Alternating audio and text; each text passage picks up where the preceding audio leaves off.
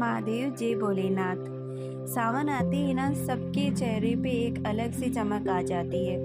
महादेव की पूजा करना, भक्ति करना, नहा धो के ब्रह्म मुहूर्त में उठ के उनका ध्यान करना और जो मतलब कभी सावन का सोमवार आता है तो मतलब एक उत्साह होता है सभी में और सभी लोग इसको बढ़ चढ़ के करते हैं, खासकर महिलाएं। तो मुझे तो ना मैं आपको बताऊं पर्सनली कि मुझे ना सावन बहुत अच्छा लगता है।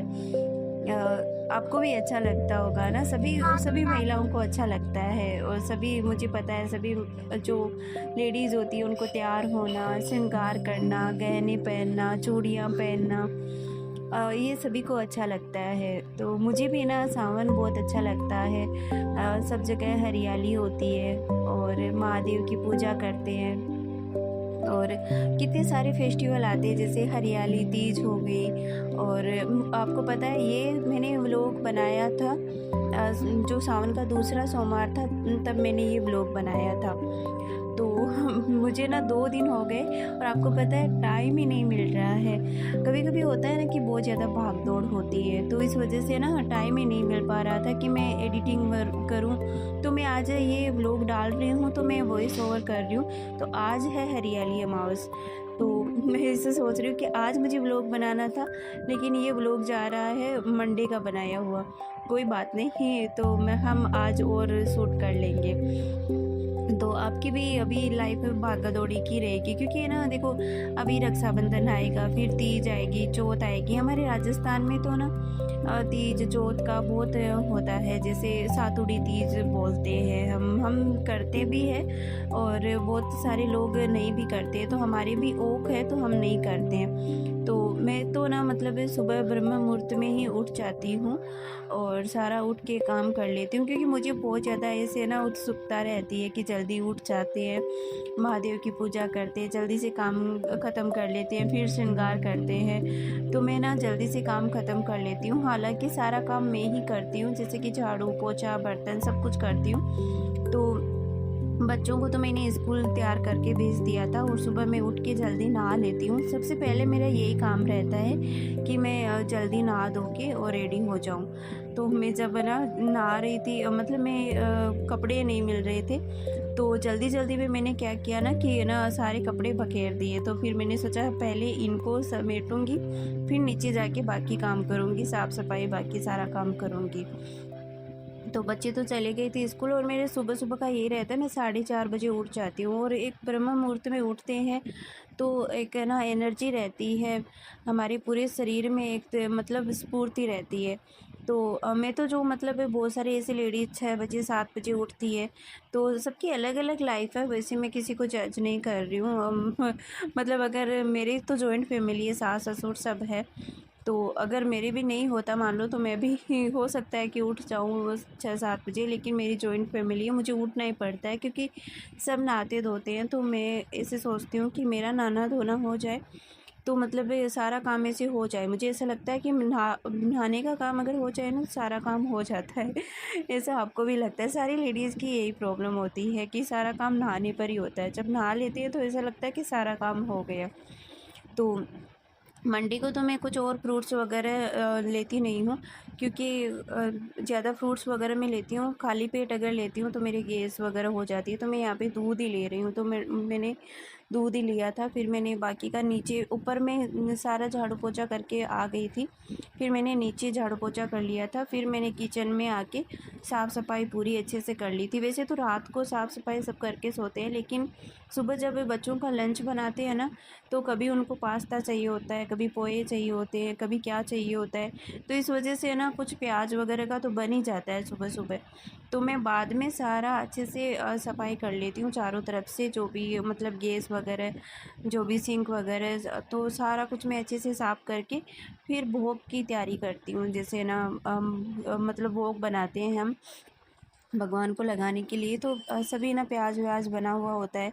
तो अच्छे से सफाई करके बर्तन वर्तन सब धुल के और फिर मैं बनाती हूँ खाना।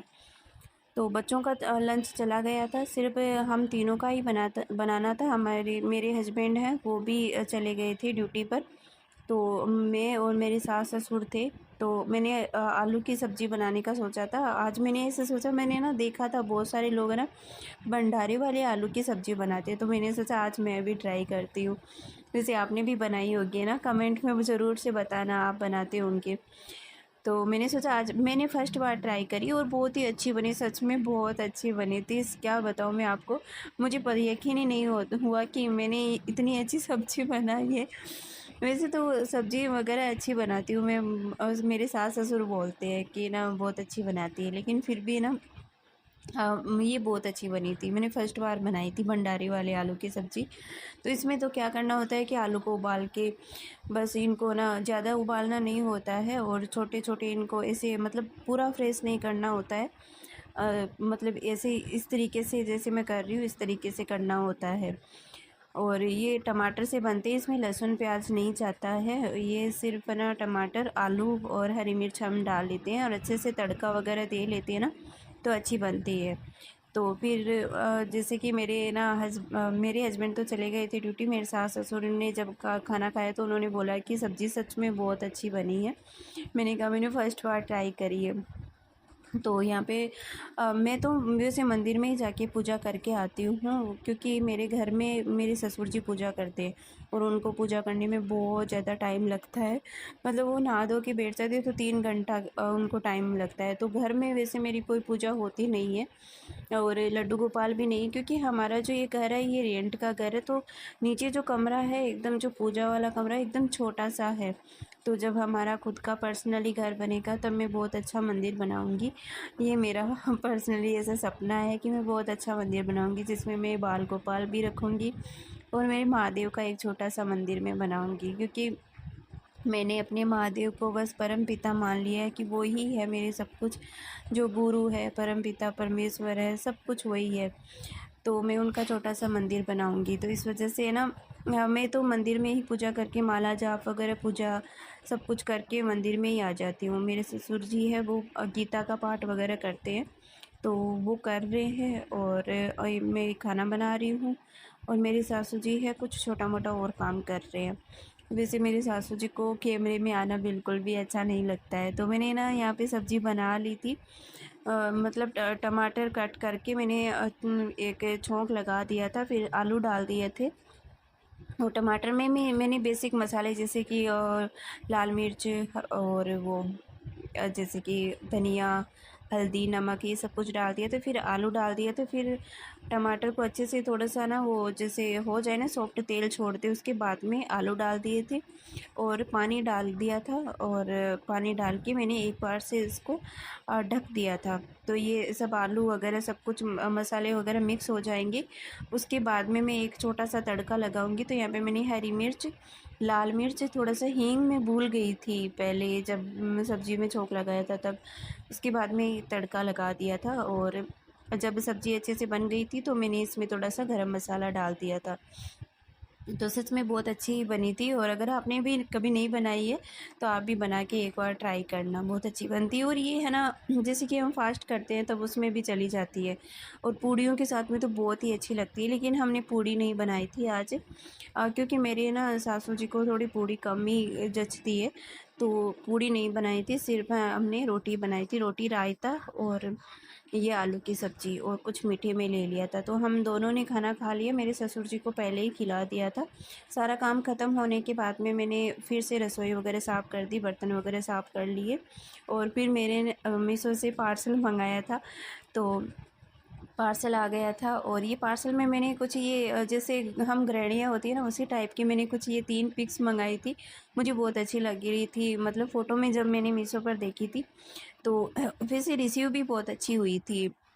तो मुझे बहुत अच्छी लगी। फिर मैंने सोचा कि इनको कहाँ टाकूँ, इनको कहाँ लगाऊँ, मैं पूरे कमरे में देख रही थी। क्योंकि हमारा थोड़ा-सा वो एकदम पुराना टाइप का घर नहीं होता है, उस तरीके से है, तो मतलब डेकोरेशन भी उसी तरीके से करना होता है। तो मैं देख रही थी कहाँ लगाऊँ। वैसे अब मेरा व्लॉग कैसा लगा आपको, अच्छा लगा कमेंट में ज़रूर से बताना।